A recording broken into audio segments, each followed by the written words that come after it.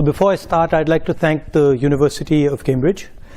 I studied here, and it gave me a lot in terms of knowledge, in terms of understanding. So it's quite a big deal for me to be standing here. I've sat there. I'd like to thank the Judge Business School, the Dean, the faculty and students, and I'd especially like to thank Professor Rao for having me here. I thought I would speak a little bit about India, about what is going on in India, and that's the Bharat Jodo bit. And then I would talk about two divergent perspectives on the planet, the American view of things, the Chinese view of things, and how those two are playing out. And then I'd conclude by placing some ideas on the table about how we can think about these two divergent forces. The central thread is about listening, and it's about listening at the individual level, but also listening politically at scale. So not just one person, but listening to millions and millions of people and understanding how they're feeling and how they're responding. Okay? And then also listening to different cultures which you're not maybe used to or I'm not used to, and trying to get a sense of how they're seeing the world, and trying to piece together where they're coming from. So the broad idea is one of listening. Different cultures listen differently. There's a very specific way in which the Indian culture listens, and so I'll be talking more about that. I see a friend of mine, a Sikh friend of mine. You'll sort of get a sense of what I'm talking about, and it's also about what is going on at the international level and the risks that are potentially in front of us. Okay, so we can start with the Bharat Jodo. Everybody knows, and it's been in the news a lot, that Indian democracy is under pressure, is under attack, right? I'm an opposition leader in India, and we are navigating that space. What's happening? The institutional framework, which is required for a democracy, parliament, a free press, the judiciary, just the idea of mobilization, just the idea of moving around, these are all getting constrained. So we are facing an attack on the basic structure of Indian democracy. In the Constitution, India is described as a union of states, and that union requires a negotiation, requires a conversation. So it's slightly different than other countries. You can think about it much more at the scale of Europe, right? Multiple different states, much bigger than Europe, requiring a conversation and a negotiation to actually move forward. And it's that negotiation that is actually coming under attack and under threat, right? Here you can see that picture. That picture is taken in front of Parliament House, and that's where a whole bunch of opposition members of Parliament were just standing there talking about certain issues, and we were just locked up and put in jail. And that's happened 3 or 4 times, right? And it's happened relatively violently. That's just an example. And you've also heard of the attack on minorities, the attack on the press. So you get a sense of what is going on. Now, the one way I like to think about it is that Indian democracy is a public good, okay? Because it is by far the biggest democracy. At least 50% of people who live in a democratic space live in India. And so preserving and defending Indian democracy is more than just about India. It's actually about defending the democratic structure and the democratic system on the planet, right? Can we do the next slide? So that's what I described. capture and control of media and the judiciary, surveillance and intimidation. I myself had Pegasus on my phone. Large number of politicians have Pegasus on my phone, on their phone.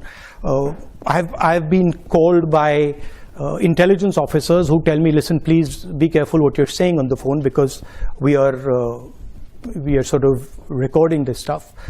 So this is a constant pressure that we feel.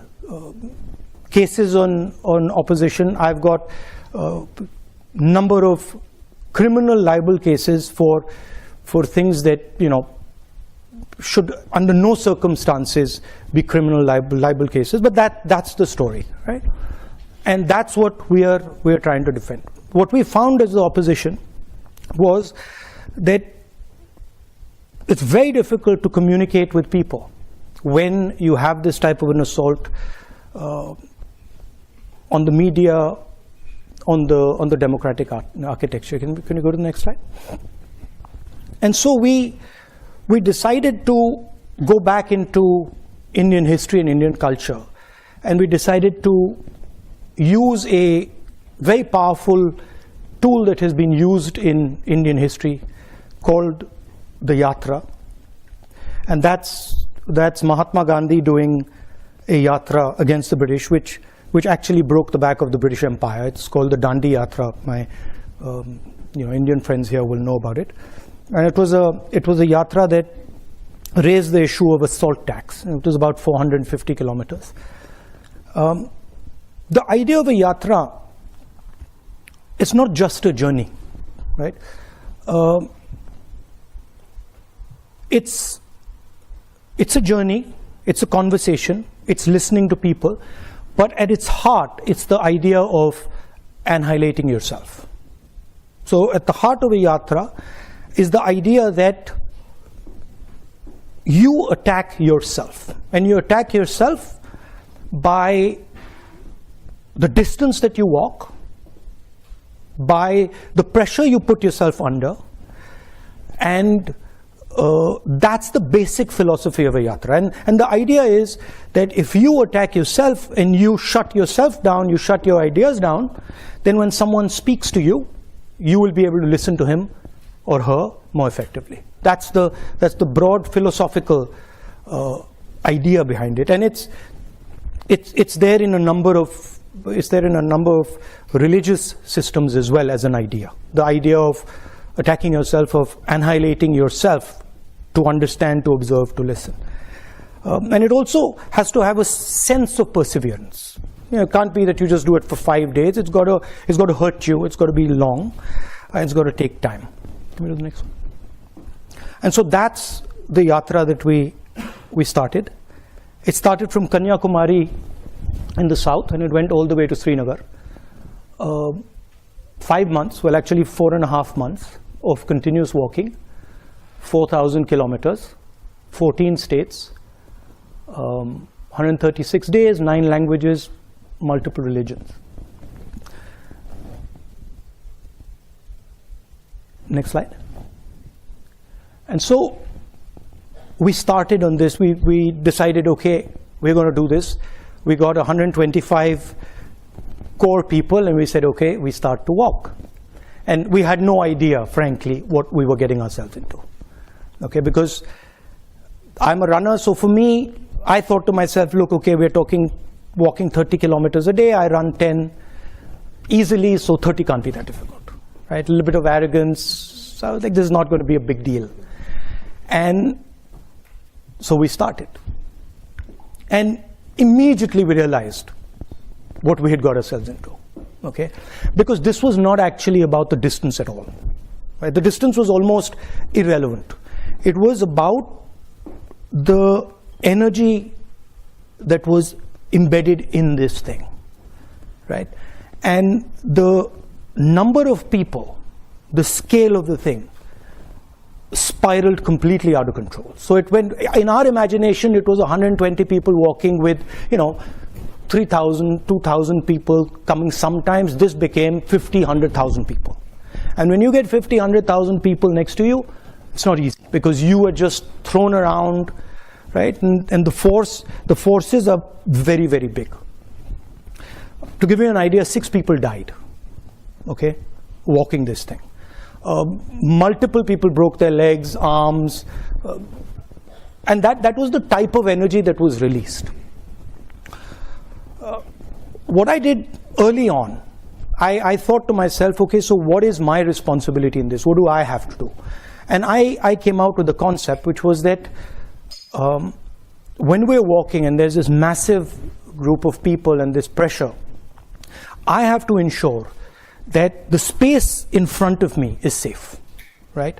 Whether it's a woman who comes, whether it's a young kid who comes, whether it's a handicapped person, whoever comes, that person's got to feel that I'm comfortable, and in this huge energetic system, I'm safe. That was my first idea. And the second idea was, which I told the guys working with us, I said that, look, whoever comes into this space must feel that they've come home, right? They should not feel that this is a political rally. They should feel that they've come to see their, I mean, there were many of us, so they've come to see their brother, or they've come to see their sister, or they've come to see their mother, and they should feel very comfortable over there. And then when they leave, they should have a feeling that I just left home. So we try to make it a personal, emotional connect with people. That was just an idea, and that's the idea here of creating this listening space. Can we do the next one? And that's what the thing looks like, right? And that's so you can see the space around me there, and there's others who are walking with me over there. There you can't really see it. And so there's massive pressure coming into that space, right? And these people are walking, and then we're inviting them into the space, and we're having these conversations, which interestingly, the moment we come up with the idea of making it a home, they stop being political discussions. So what was a political idea suddenly became a personal idea, right? And we started getting people who started talking to us about things that we never imagined that they would speak about, right? Just completely, as a politician, we're used to saying, okay, let's talk about employment, let's talk about, these type of things. And suddenly we were getting this emotional outburst of people telling us the most personal things.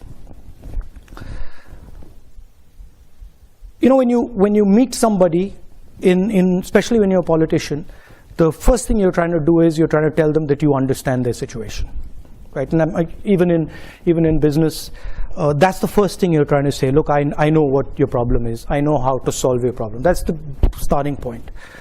So when I began, that was my idea. Somebody had come to me, and I'm a farmer. Oh yeah, your problem is, with the seeds, and your problem is, the fact that you're not getting your insurance money, etc. These type of things, and very quickly that just stopped, because the number of people that I was dealing with, was just too much, and the pain. Then what also started to happen was my knee started to give me trouble. I had an old injury in college which had gone away, and then suddenly that thing started up, right? So in my mind, I was like, okay, I got to make sure that this is under control. And frankly, there's not much I can say now. And I just got to listen to everybody. And so what slowly started to happen is that my desire to speak just started to die, right? One, because I couldn't speak to so many people, and two, because I was in pain, and I was just like, okay, I got to cruise through this thing, right? I'd get up in the morning. I mean, you can imagine it. You have knee pain. And you're like, okay, so how many kilometers do I got to go? 3,500. I mean, how do you even come to terms with that, right? You're like, my God. Right? So this is, as I was dealing with this, I started to sort of go silent, right? And so I would speak to somebody. It would be as if I was like a dark lake. I'd just be sitting there and silently, and the person would be speaking to me. And slowly I started to feel many things that I could not feel before, right? So for example, a farmer would come, he'd grab my hand, and immediately when I grabbed his hand, I could tell the suffering that he's been through, the pain that he's been through, the difficulty he's been through. So you started to hear, not just with your ears, you start to hear with your hands, you start to hear, listen with your eyes, you started to look, you're walking with somebody and you can see that he's struggling. So you start to get a sense of what this person is and where he's coming from. Very, very deep sense of that. I'll give you the most shocking example of this, and I said that these discussions started becoming very personal. So we're walking and suddenly these two, and how you can hear in an individual, right, the voice of millions of people, right? That's what, as a politician, I think about. How do I take what you're saying and say, okay, how do I now take it from there to what a million ladies are saying, or million women are saying, or what you're feeling, how do I translate it to what a million or 500,000 women are saying? So I'm walking, and suddenly these two girls come, one of them grabs my hand on this side, and the other one grabs my hand on this side. And when they grab my hand, I feel something I've never felt before, right, in the hand. I'm like, this is strange. The way they're holding my hand, there's something strange in it, right? It's like, almost like a desperate way of holding my hand. So I look at the girl and I say, tell me, what's happened? How are you doing? And she looks at me and she says, well, my sister and me, that's the sister, were gang raped by 5 guys. So this is not a personal conversation that you have with somebody you've just met. So I'm like, look, let's call the cops, right? That's my first reaction. I'm like, that's a real problem, let's call the cops. And they're like, no, please don't call the cops. You can't call the cops. So why can't I call the cops? And they're like, well, if you call the cops, we'll be shamed. And then the girl says, and I'll never be able to get married. So I said, what do you want me to do? They're like, don't call the cops. So I was like, okay, so but then what do I do? If I don't call the cops, how do I help you?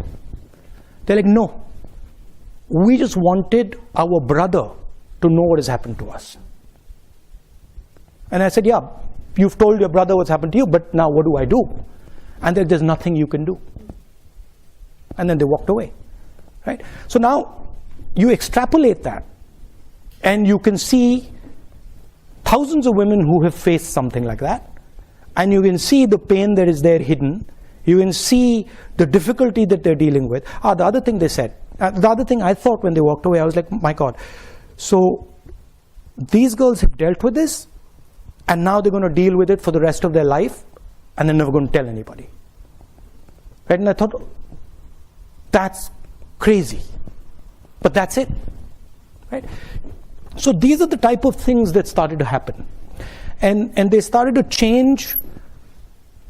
As a politician, the way I look at people and the way I think about people and the way I react to people, right? Almost like a silence in me that is just, okay, say what you have to say and I'm quiet. And there's nothing I'm going to say. And tell me everything you have to say, right? And then once you've told me, I'm not telling anybody, right? Which is trust. So that's what this yatra started to do, and it started to happen with kids. I'm walking I'm walking, and just to give you a flavor of India, I'm walking, and there are these little beggars who come, little kids, and they come and they hug me and stuff. So I'm fooling around with them, and another man comes and says, "Don't do that." So don't do what?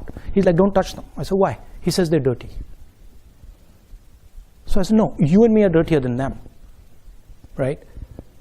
So you can see then these ideas that are floating around that suddenly you never heard them before. You never heard, or you didn't get the granularity of it anyway. And then can we go to the next? Yeah. So that's a Sikh mechanic. You can see his hand there, and this is a girl whose house has been broken. Whose house I think has been smashed. Anyway, next. Now this is where the thing gets really interesting. So we are going through all the states, and Kashmir is a state which is insurgency prone, right? There's a lot of violence. There's been quite a lot of violence for many years. In fact, that picture there is me putting flowers on the spot where almost 40 soldiers were killed by a car bomb some years back. So we arrive in Kashmir, and Kashmir is this so-called violent place. And as I'm entering Kashmir, the security guys come to me and say, listen, we need to talk to you. So what do you need to say? And they say, well, look, the thing is, you can't walk in Kashmir, right? It's not a good idea. We're walking 3 days, and we're walking 3 days in the roughest districts. So you can't walk in Kashmir. It's a bad idea. So I'm like, why can't I walk in Kashmir? And they're like, well, because you'll get hand grenades thrown on you. So now I'm responsible for 120 people I'm working with, right? So I'm like, look, let me go and have a little word with them. And so I go and have a little word with them and say, look, they're telling us they're going to get hand grenades thrown at us. And they're like, okay. And I was like, frankly, I want to walk. I mean, if we get hand grenades, we get hand grenades. So they're like, yeah, we should all walk. And so we decided we're going to walk. And we start to walk. And suddenly what starts to happen is these Indian flags start coming everywhere, right? Everywhere, they just start coming out, right? The first day we're told about 2,000 people are going to show up, and 40,000 people show up, right? And that thing over there, where I'm sitting on that jeep, is because the police and security system just been overloaded, and it's collapsed, right? Because they can't manage the crowd. And if you look carefully, you'll see the panic on the security people's faces. Anyway, they pull us out of that and say, this just doesn't work. We can't go through this in this manner. And then the next day they set it up properly, and then we go through. That's us entering Kashmir where the mountains are. That's on the first day. And then the really interesting thing happens. So we've been told we're going to be killed. We're walking, and people are coming, and then one guy looks at me and he says, call me. So I'm like, come. And the security people have said, listen, please don't do this. Please don't call people. Like, we walk here, don't call people, because this is putting everybody at risk. So the guy says, call me. I say, come. So he comes. So he comes, starts walking next to me. And he says, Mr. Gandhi, you've come here to listen to us? So I'm like, yes. So he's like, that's interesting. He's like, you really come here to listen to us? And I'm like, yes. So he's like, good. And then he says, you see those guys over there? And we're walking. And he says, you see those guys over there? And I'm like, yes, who? He's like, those boys over there. And I'm like, yeah. He's like, the militants, right?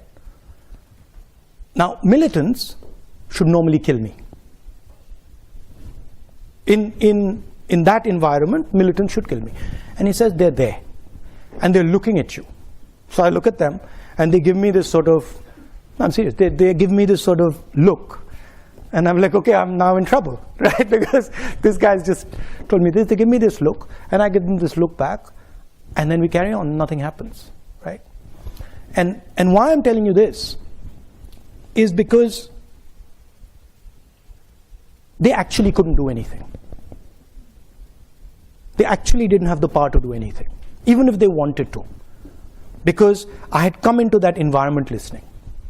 And I had come into that environment completely with no violence in me at all. And the vast number of people there were seeing that, right? So that to me was an indicator of the power of listening and nonviolence. Now, what did we hear in India? The main thing, we heard that, and this you don't hear in the media. In the media, you have a completely different discourse going on. You have Bollywood, you have cricket, you have all sorts of other stuff. What we heard in India is, the main thing we heard is unemployment.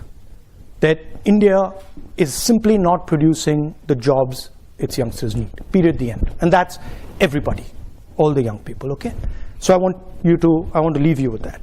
Now let's go to the next. So now let's move to the two divergent ideas that are there are many ideas, but the two that are big and the two that are powerful and playing out: the idea of the United States and the idea of China.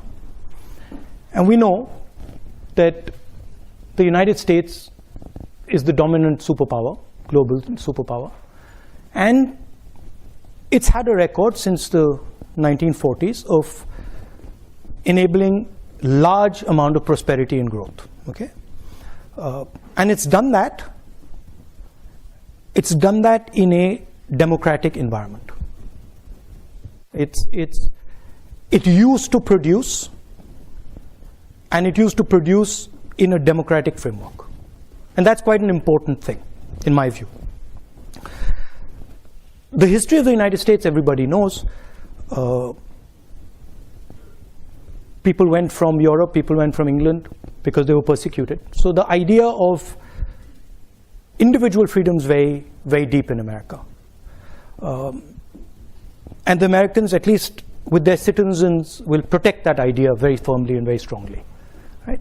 And the other idea that's central to America is the idea of openness, the idea that anybody can come into America and anybody can dream the American dream. I was educated there, and I remember being surprised at how open it was. I'll give you an anecdote.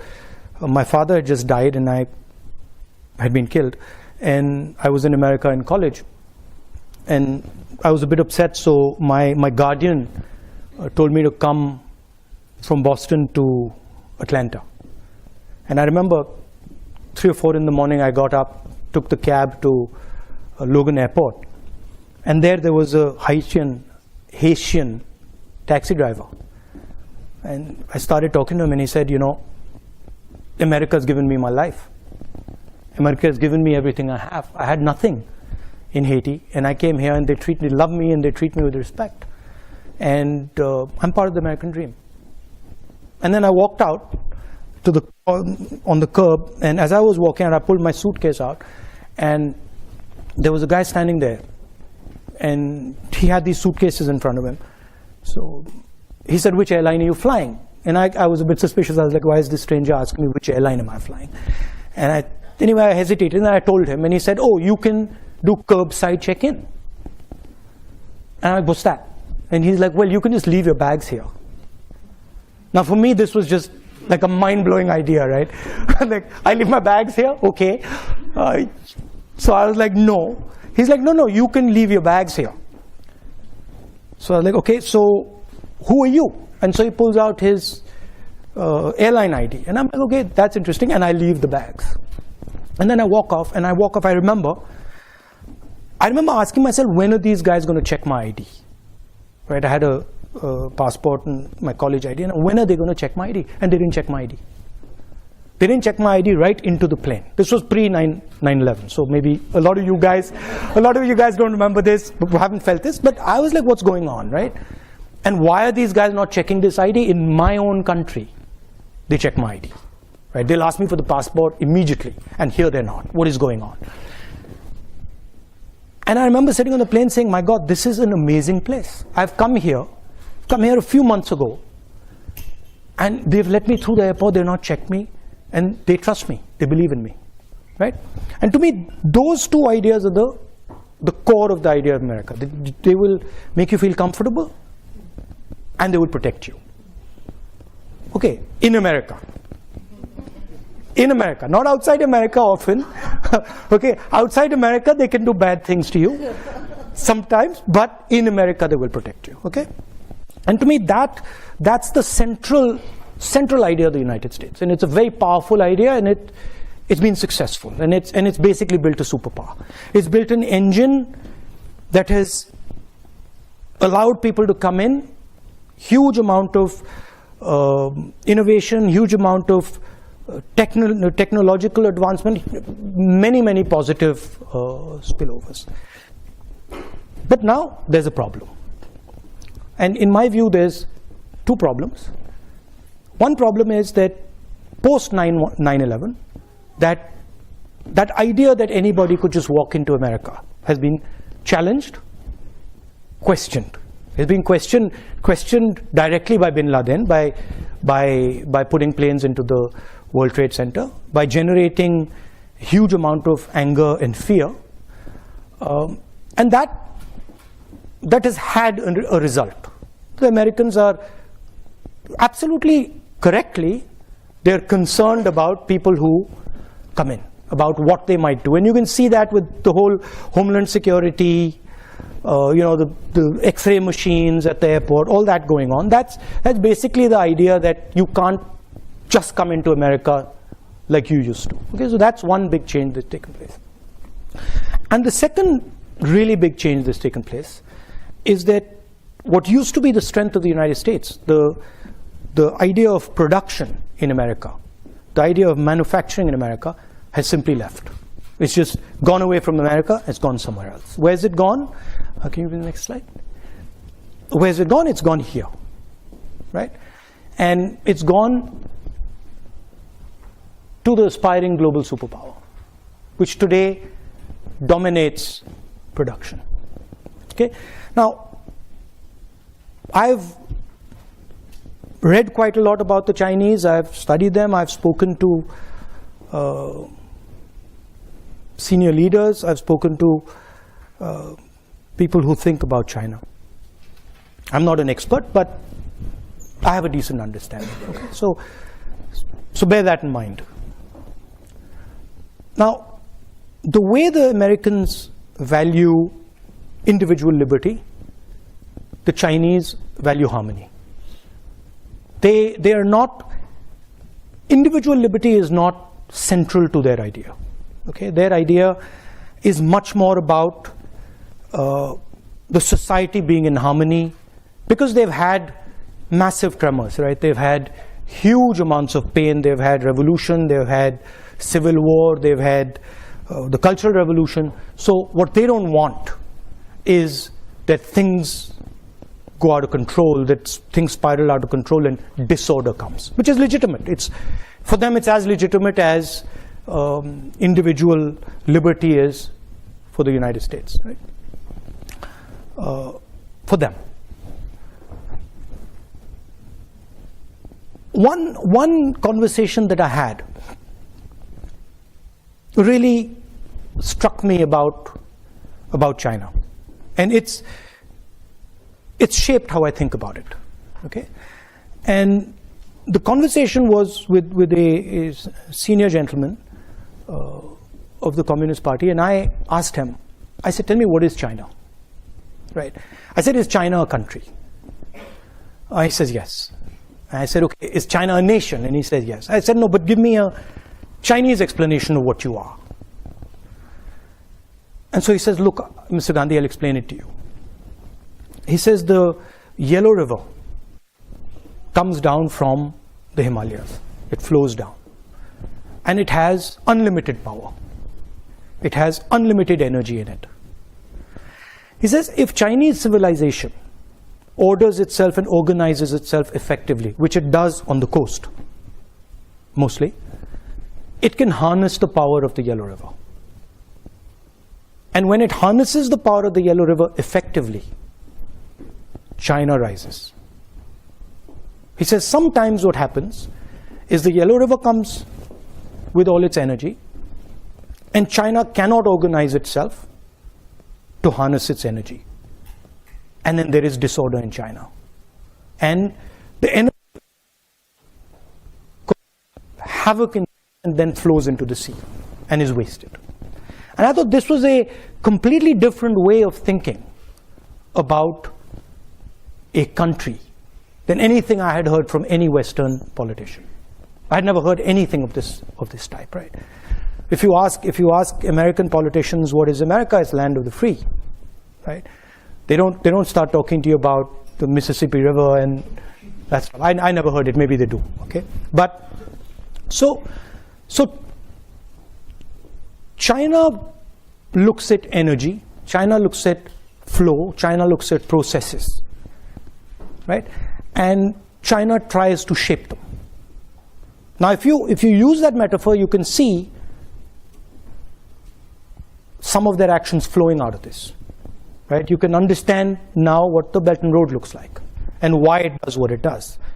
Because Chinese, the Yellow River, the Yellow River flows this way. Chinese civilization harnesses the energy, and then the energy flows right back into Asia, right? You can understand what the Three Gorges Dam is, right? And I get the sense, and maybe I'm wrong, but I get the sense that the infrastructure that you see in China, the railways, the airports, the dams, they are actually, in the Chinese mind, they are emerging from nature.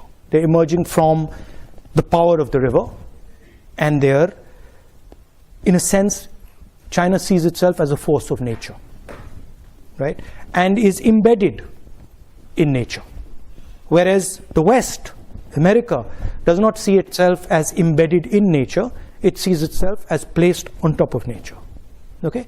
Now this completely changes how you think about things. And this explains, to me at least, why the Chinese would be so interested in harmony. And why, and how they would think about it. There's another conversation that, for me, was absolutely fascinating. And I started, when I get into conversations, I tend to pester people, ask them silly questions and stuff. So I started asking this other gentleman about IP, right? And I said, look, what do you think about IP? And he's like, no, we completely agree with IP, and IP makes sense. Intellectual property is fundamental. And I asked him a couple of times. And then he made two very interesting observations. So he says to me, in the middle of the conversation, he says, Mr. Gandhi, people don't invent things. Things emerge. Right? Completely different viewpoint. In the United States, Steve Jobs invents something. In China, things emerge. Meaning processes happen, and then out of those processes, things come out. And he says, why should somebody who is, anyway, he says, even if things are invented, why should someone who has invented something have perpetual rights on it? So what if he's invented it? Why should he have a monopoly on the benefits of that thing?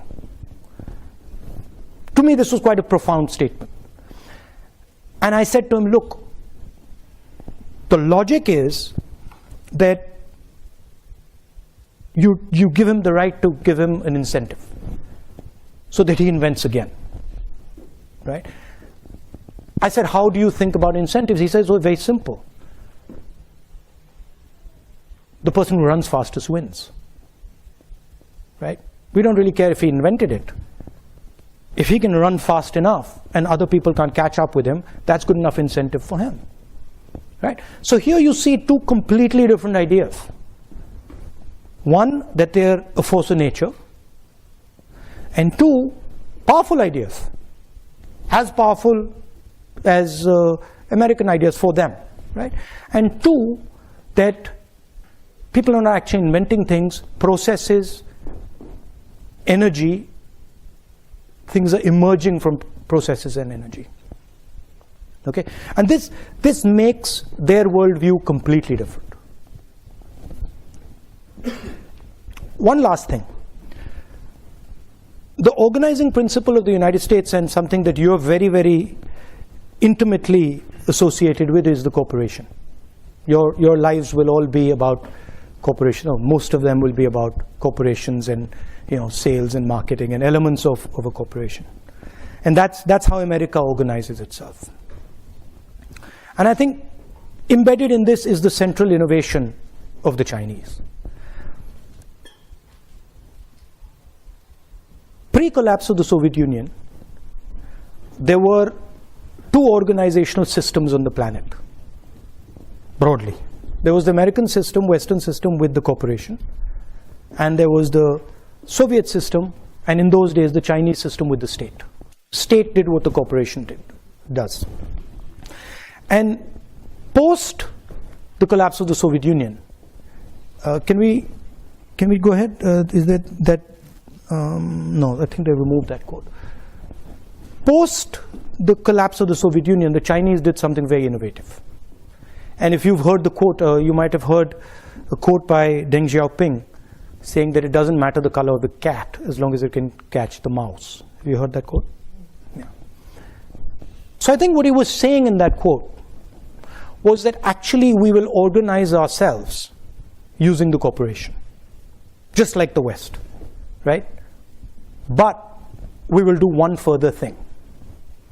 Inside the cooperation, we will embed the Communist Party. So it's a hybrid. It is exactly like the United States as far as the cooperation is concerned, and then it's got a magic trick in it, which is that inside the cooperation is what they call the instrument of the people, what we call the Communist Party of China, right?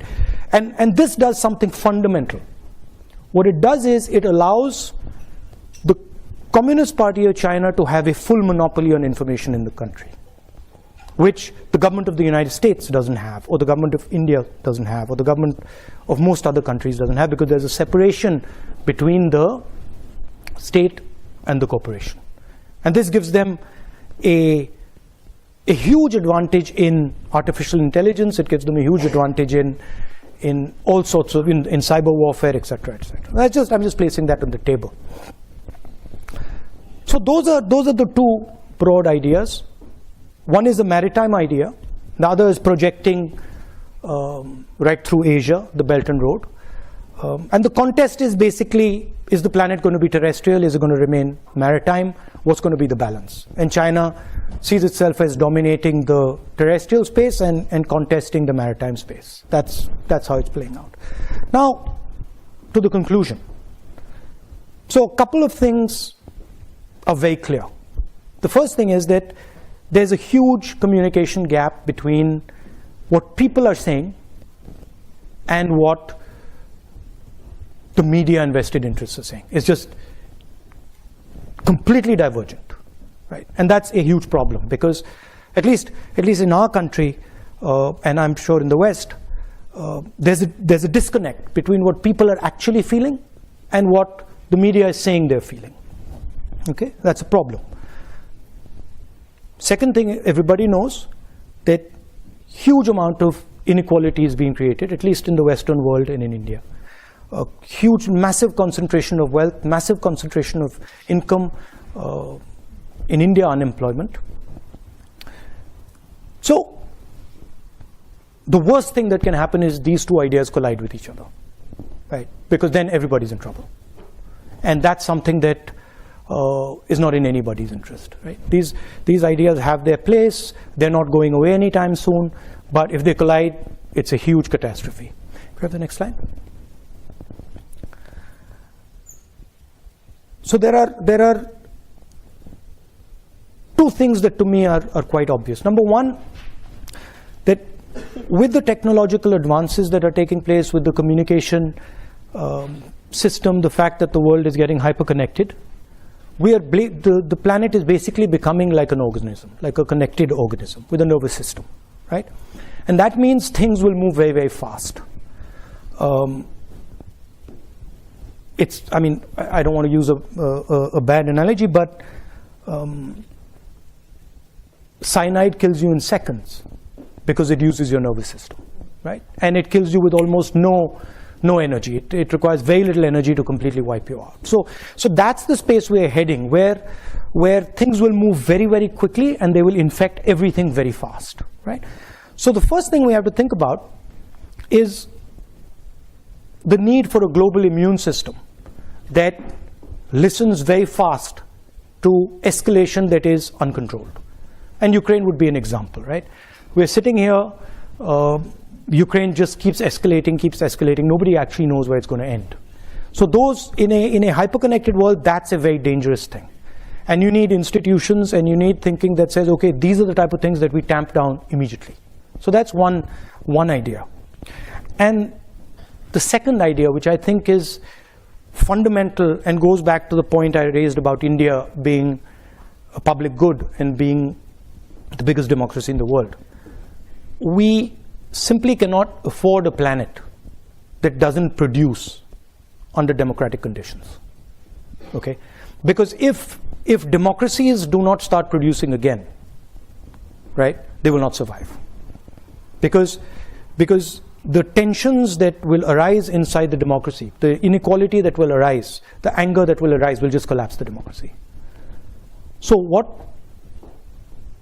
is required is new thinking about how you start to produce in a democratic environment, which is completely different than production in a coercive environment.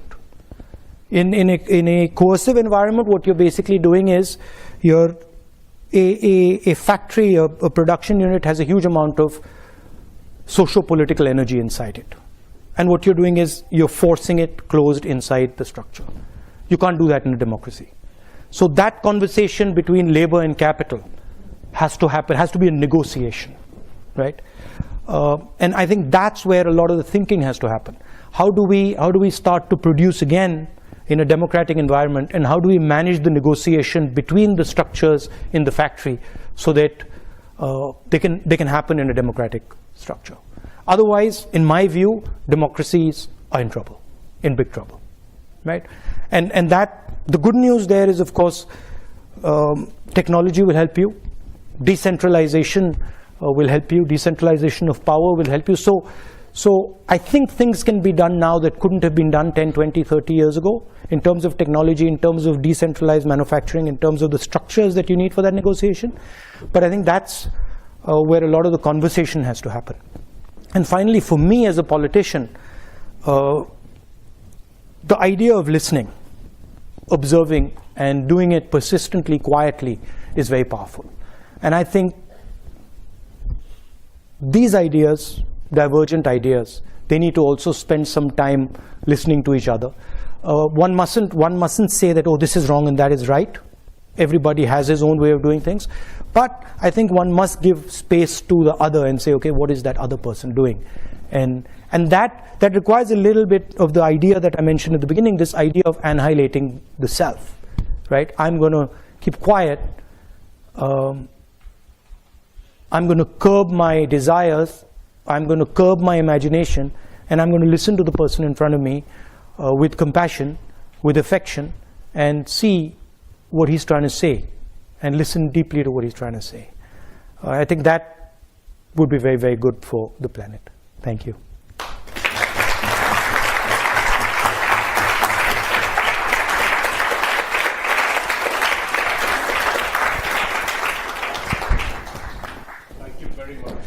Thank you. Profound, yes. I mean, I think we are still thinking about the ideas. Thank you. Thrown at us.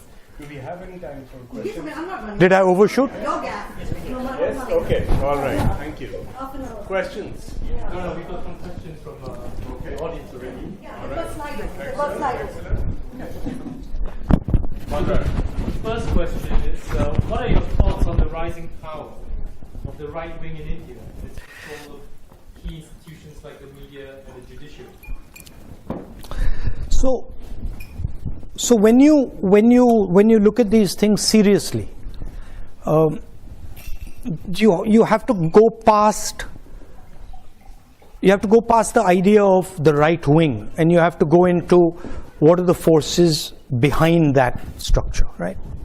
So what is causing that sort of change?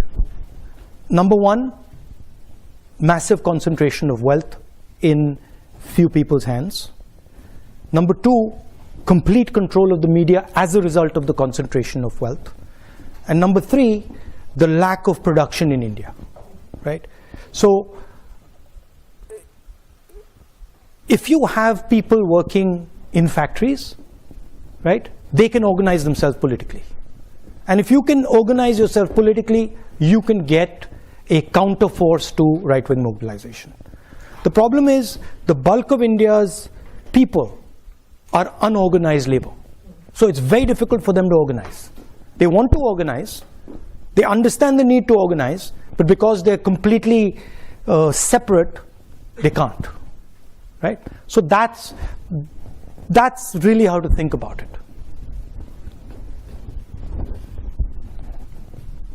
The next question is from Mehul. How will you heal what is a highly divisive and polarized India? What would you say to the voters of the opposing party to help bridge differences? Opposing party, you mean the people in power? I mean, I can say a lot, they don't listen.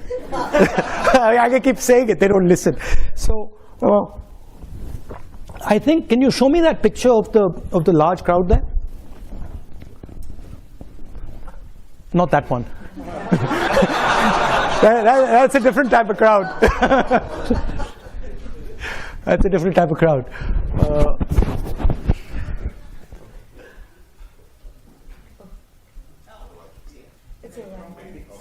I think it's, yeah. It's the second one, it's earlier. This one. So this is mass mobilization, right? And this is actually how you fight politically. Now, in a world where the media doesn't work, the way you fight is by mobilizing large numbers of people. It's difficult, it's tedious, it takes time, but that's the only way. You have to go through the street, right? And there's a lot that can be done using that system, right? I'm in fact surprised that it's not used more in other countries. I wonder about it, right? Because it's actually quite a simple thing to walk across India. It's not a complicated thing, right? And it's a very, very powerful thing. And it's about allowing people to express themselves, right? How do you heal? I think this is healing.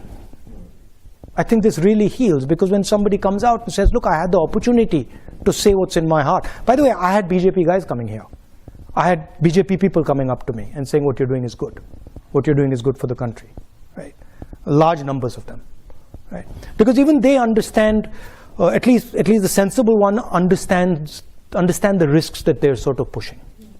Because in a hyper-connected world, you sort of create too much polarization, you get a massive backlash, and it can be very bad. The next question is, can you tell a few good policies implemented by Narendra Modi that you think are good for India in the long run? This is quite a popular question. No, see, the problem is that if you fundamentally disagree with the foundation of something, right? I mean, I could think about it and say, yeah, okay, maybe that policy that he's done is not a bad policy, right? Maybe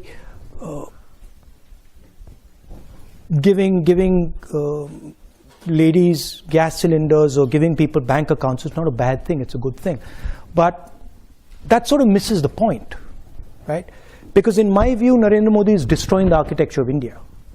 So I'm not too bothered about 2 or 3 good policies that he's doing if he's blowing my country to smithereens or our country to smithereens, right? And I think that's what he's doing. I think he is imposing an idea on India that India cannot absorb, right?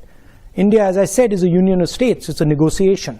And if you try to force one idea on a union, it'll react, right?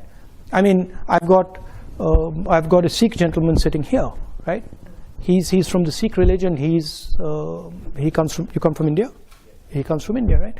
We've got Muslims in India. We've got Christians in India. We've got different languages in India, right? They're all India. Mr. Narendra Modi says he's not. Mr. Narendra Modi says he's a second-class citizen in India. Right? I don't agree with him. Now, if your disagreement is so fundamental, then really talking about 3 policies that you agree with, I think misses the point. Wilson Ho asks, how do you understand what India's place in the world is? How do I understand what India's place in the world is? Somebody once told told one of India's leaders, do you lean left or do you lean right? And she said, we stand straight. Right? So India's place in the world is when India is successfully expressing herself, right? Not himself, herself. Because I believe that India has a feminine essence, a feminine quality. And so when India is expressing herself freely, and all the people of India expressing themselves freely, then naturally what India does is correct. Dr. Moa asks, how do you reconcile the burden and responsibility of being part of such a famous political family, making your work connected but still retain a sense of self? No, I come from a philosophy in India that aims at destroying the self. So that's just the political philosophy I come from. I mean, that's a sort of more nuanced point and a sort of nuanced question. I fight for an idea, right? And I'm not too bothered about where I come from, who I am, who my father is, grandmother. I don't care. I think that there are certain ideas that need defending, and I defend them. And I try to think deeply about what is happening.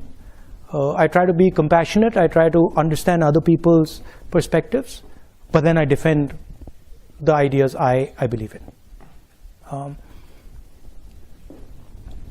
Siddharth asks, India has always experienced brain drain and lost great talent to the West. How does it provide opportunities for corporates, business, etc.? I think that in the 21st century, the idea of brain drain is outdated. Because would Bangalore have happened if brain drain didn't happen? I don't think so. Because the people who created Bangalore first left India and went to America, and then went back to Bangalore. So the question is not about brain drain. The question is, are you able to create the conditions in India that brings people back? Are you, and this is something I think the Americans used to do very, very well, right? People don't just go to America because it's a nice place. People go to America because it allows you to fulfill used to allow you to fulfill your dreams, included you, embraced you. So those are the type of values that make people go to places. And if India does that, and if India is open to people and is easy to work in, people go back. I mean, I do believe that it's very important that Indians go out and learn about the rest of the world. I think it would be a disaster if India suddenly said, look, we don't want to go out at all, and we don't want to learn anything, we just want to learn back home. I think it would be a disaster. So I think the idea, I mean, what you're doing is a very powerful thing. You're going to see a different culture, you're meeting other people who have completely different ideas, and then you take some of these home. So I think that's a good thing. I think this is the last question. So Hamandir asks, Hamandir comes from Punjab, which is facing rapidly dropping groundwater levels and high unemployment. What's your vision on tackling these issues? On groundwater? Groundwater. I mean, that takes us back to the idea of production in a democratic environment, right? And production in a democratic environment is much more complex than production in a coercive environment. Because essentially in the coercive environment, you're not allowing the negotiation. You're shutting the negotiation down, right? I mean, with all due respect, the PLA takes care of the negotiation in China, right? Of the social pressure of the factory. The social pressure of the factory is taken care of by the PLA. Now, if you have such a force that takes care of the production negotiation, that force is going to control your government, right? So if any country decides that, look, what we're going to do is we're going to coercively control manufacturing, well, it won't be a democracy. Because the people who will coercively control it will take over the country. Right? So production in a democratic environment is difficult. It's not easy. It's been done. The Germans do it very well. Other countries, the Koreans do it, the Japanese used to do it, America used to do it very well. Right? But it needs a new imagination. It needs, you get many benefits from democracy that you don't get from coercive sort of manufacturing, right? Now, can we construct a system where you can actually manage that negotiation effectively and have large-scale production, maybe decentralized in the democratic world? I think you can do it. And I think, frankly, and one of the reasons I'm saying this, I think India is the prime place to do it. It is the best place on the planet to attempt it. There are many different models possible in India. There are 30 different states. I think it can be done there successfully. Punjab, the water problem is an agricultural problem, and it's because of essentially too much wheat and rice being grown there. So you have to change the agricultural cropping pattern, which is very complicated because it's sort of linked to something called the MSP, which is a technical thing, and we don't want to go there. I'm afraid that is all we have time for, but there is a reception where you can come and say hello to.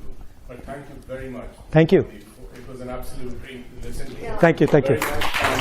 Thank you.